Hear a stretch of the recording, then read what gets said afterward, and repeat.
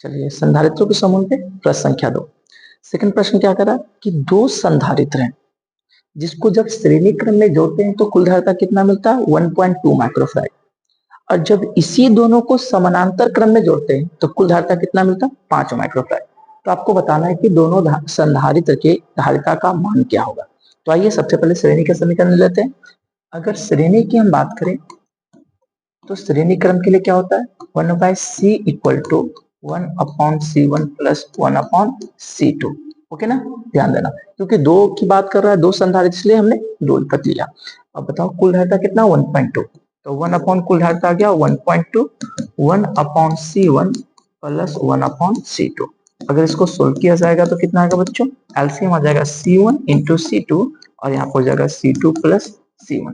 पलट दोगे तो क्या आ जाएगा बताओ, पलट दोगे तो क्या आ जाएगा आपका, चलो जो भी आवश्यकता होगा आगे चलकर हम ले लेंगे 1.2 की वैल्यू, जो भी वैल्यू यहाँ पे आएगा।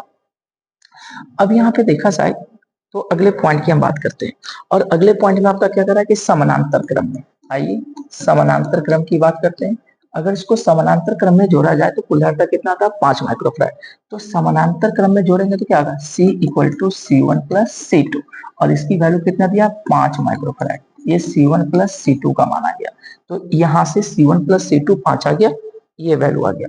तो आपको बताना है कि C1 और C2 की वैल्यू कितना होगा, C1 और C2 का मान कितना होगा। तो किस तरह से सोल्व करेंगे, ये आपका पीरियड मैथमेटिकल टूल्स में आ जाएगा। इसको मान लो इक्वेशन फर्स्ट और इसको मान लो इक्वेशन सेकेंड। तो सबसे पहले क्या करते हैं ना कि यहाँ C1 प्लस C2 की वैल्यू रख देते हैं। C1 प्लस C2 की वैल्यू कितना है 5। तो समीकरण अगर फर्स्ट से चला जाए, समीकरण फर्स्ट से चला जाए तो बताओ क्या आ जाएगा 1/1.2 equal to C1 plus C2 की वैल्यू 5 और बटा में C1 इंटू C2। तो C1 इंटू C2 की वैल्यू कितना आ गया, इसको गुना कर दो 5 से तो कितना आ जाएगा 6। ये C1 इंटू C2 की वैल्यू आ गया। अब C1 इंटू C2 की वैल्यू पता है, C1 प्लस C2 की वैल्यू पता है, आपको निकालना क्या है C1 और C2। कैसे आएगा लेट्स सी। आप C1 प्लस C2 की बात करें तो यहाँ से एक फॉर्मूला बन सकता है C1 माइनस C2 का होल स्क्वायर का फॉर्मूला। इसको हम लिख सकते हैं C1 प्लस C2 का whole square, C1 plus C2 का होल स्क्वायर, और माइनस में क्या कर देंगे ना, माइनस में 4C1 into C2। Got it. चलिए a plus B, A minus B का होल स्क्वायर का फॉर्मूला पे हमने इसको ब्रेक किया है। तो बोलिए C1 माइनस C2 का whole square, C1 minus C2 का whole square, C1 plus C2 का वैल्यू कितना है 5, और 5 रखोगे तो 5 का क्या हो जाएगा स्क्वायर, और minus 4 into C1 into C2 की वैल्यू कितना है 6। तो यहाँ पे C1 C2 की वैल्यू 6 पुट कर दिया तो कितना आ गया 5 का स्क्वायर 25 और 6 चौका 24, कट गया तो कितना आ गया 1, यानी स्क्वायर को उधर ले जाओगे तो रूट में हो जाएगा।